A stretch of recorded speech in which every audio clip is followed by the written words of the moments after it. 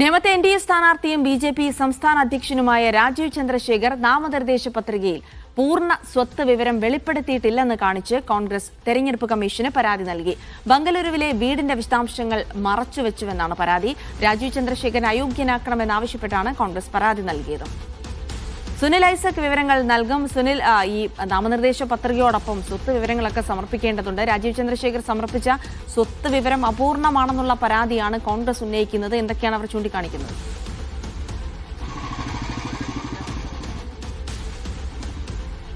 BJP സംസ്ഥാന അധ്യക്ഷൻ എന്നതിനപ്പുറത്തേക്ക് വലിയ കോടീശ്വരനായ വ്യവസായി കൂടിയാണ് രാജീവ് ചന്ദ്രശേഖരൻ, നേമത്തെ സ്ഥാനാർത്ഥി.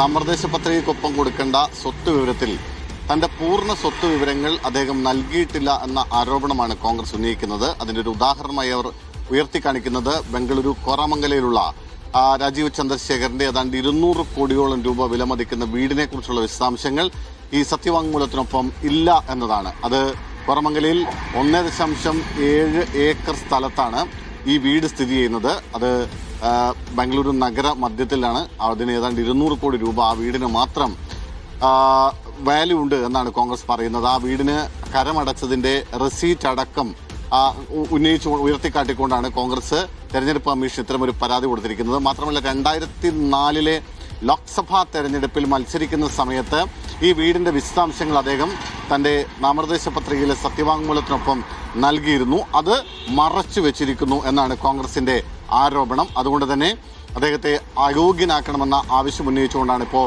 തെരഞ്ഞെടുപ്പ് കമ്മീഷന് കോൺഗ്രസ് പരാതി നൽകിയിരിക്കുന്നത്.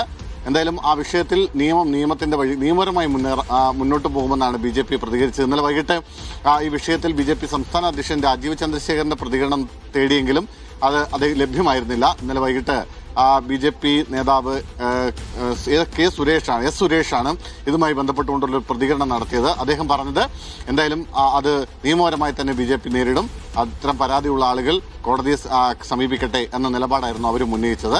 എന്തായാലും ഇക്കാര്യത്തിൽ തെരഞ്ഞെടുപ്പ് കമ്മീഷൻ എന്ത് നിലപാടാണ് സ്വീകരിക്കുന്നതെന്നാണ് ഇനി അറിയാനുള്ളത്. ശരി.